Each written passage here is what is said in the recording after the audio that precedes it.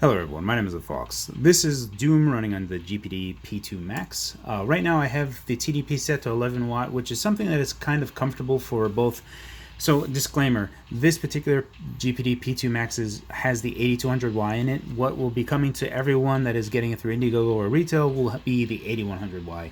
Now, I didn't want to have something in there that was unrealistic, so right now we're doing 11 watt. For the most part, like these 2.4 gigahertz, that's technically 7Y30 range. We're very much looking at 7Y30 type of stuff here. The resolution I'm running at is 1280 by 800, which you can see right here. If we go to advanced, you can see that OpenGL 4.5 is what I'm running. Additionally, I'm running at 50% resolution scale, so it's technically like 600 by 480 is the ultimate resolution that we're going here. And then everything is set to low there as well. Now, 11 watt is something that you will be able to run very easily on the 8100Y. This is our temps right now, which aren't terrible. But again, the P2 Max itself is scheduled to run at 8 watts. It will power limit 2 is set to 15 watt, but again, that's only for 24 seconds that you're gonna get those, so it's not super realistic to. Yeah, don't eat his mess. Just pick yes, please. Thank you. Kapunch. Very quick. You can see right here. We see the temperature of the SoC itself. So the CPU and the GPU, the chip, the 8200Y that's in here, the TDP that we're currently running at. So it's not power limit or anything. That's what we're using currently, which I have set to 11 watt.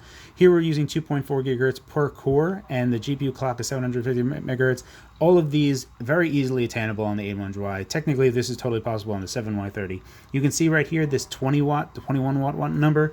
That is for the entire system that is running right now. So that is the brightness of the monitor, the RAM, the SSD, the CPU, the GPU, the Wi-Fi, the Bluetooth, everything. To run everything right now, it takes 21 watts to run at 11 watt TDP. So we're looking at a 10 watt, basically a 10 watt buffer.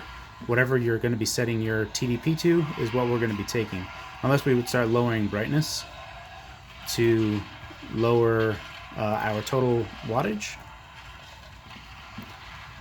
And originally I was going to, goodness gravy. Originally I was going to use a Bluetooth controller, but I thought, this is an FPS, so I should actually be controlling it as an FPS was. Now, it is worth noting, let me go ahead and pause this so I don't get blasted in the face, that these WASD keys right here are kind of non-standard. The W is shifted over a little. ASD is fine, but the W is off askance. So it's not the best, but it's actually quite usable. This guy's about to hit me with a fireball. Now, for sure, there was more of them around here. Top right, you're going to see the frame rate along with some other metrics. Kind of detailing. I know you're up there, duty. Boop.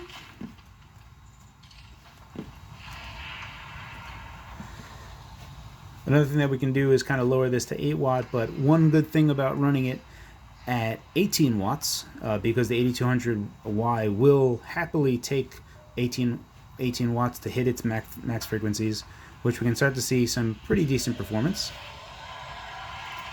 We're just going to kind of take a look at everything here and what you should anticipate when you're getting the GPD P2 Max if you wanted to, play stuff.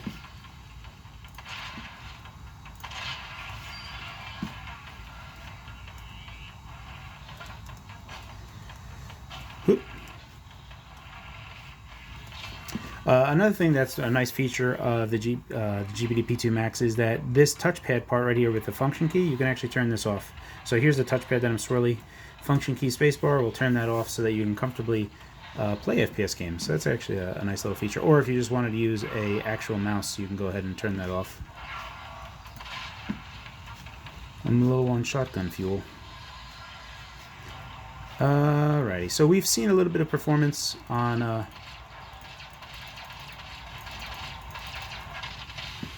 at 11 watt, which again, this is what you should be able to achieve yourself on 8100Y, and if you want to do it, but be warned, we can actually talk about that in a second.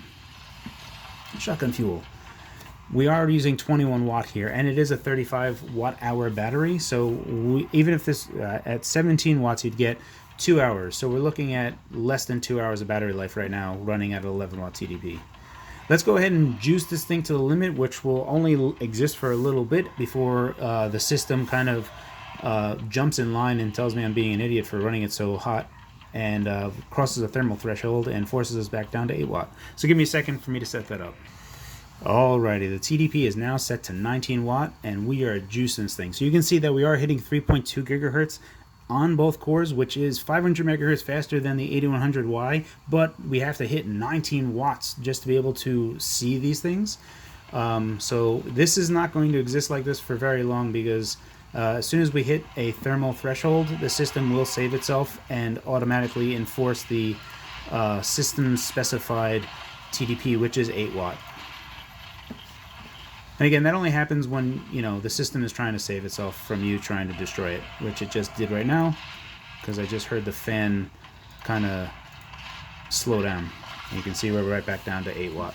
So now 8 watt is what the system should be running at, right? So this is you doing nothing. You don't have to do anything at all. The system will run at 8 watt by itself, and this is what you should expect. So in this video, we're kind of touching all three TDPs, so you can kind of see ludicrous speed, slightly good speed, ludicrous speed, and then default speed.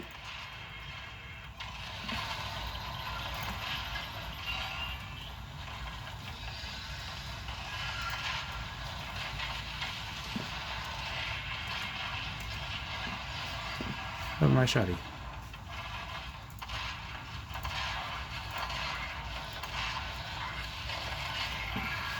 Shotgun feels so good.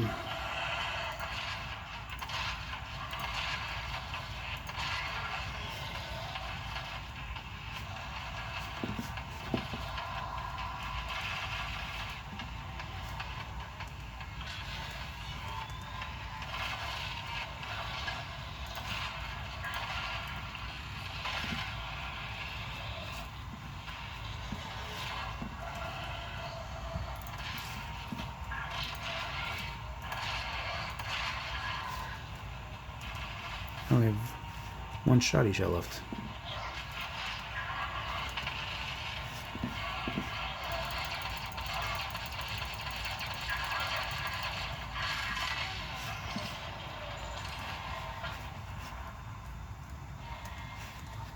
Aw. Armor fragments. Oh, that's just stuff spritzing out.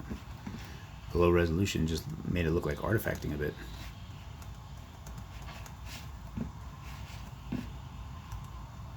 Oh, I can't grab onto that.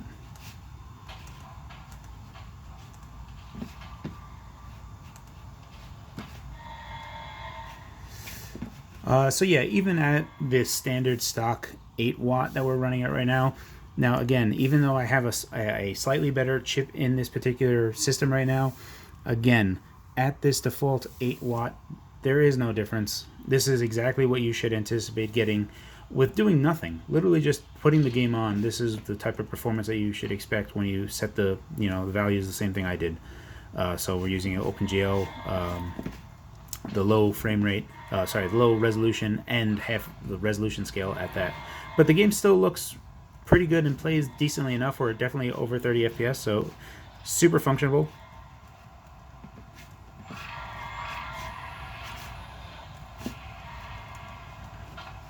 And also, even though that the WASD keys are kind of askance, it's still not too bad, honestly.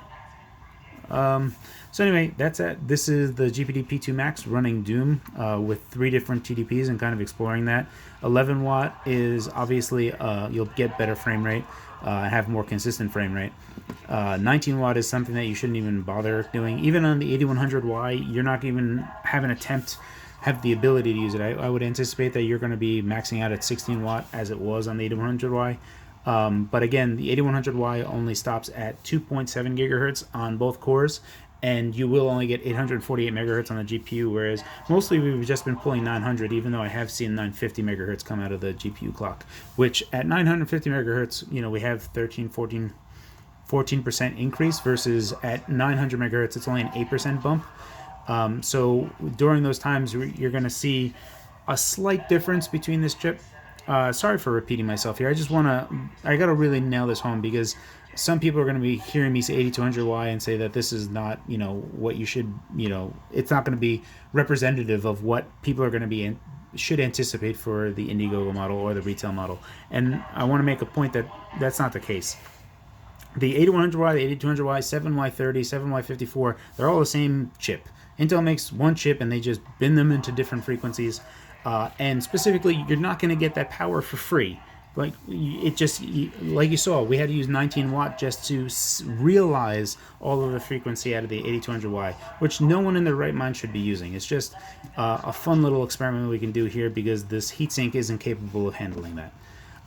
That's it. So I'll be doing a few more performance tests. I'll take a look at things that are a little bit more CPU bound, like Skyrim. Skyrim has a DX9 title, doesn't really care about reaching super high GPU clocks, and it will gladly take more CPU and to increase frame rate. But that's it. As always, guys, thank you for your time, and thanks for watching.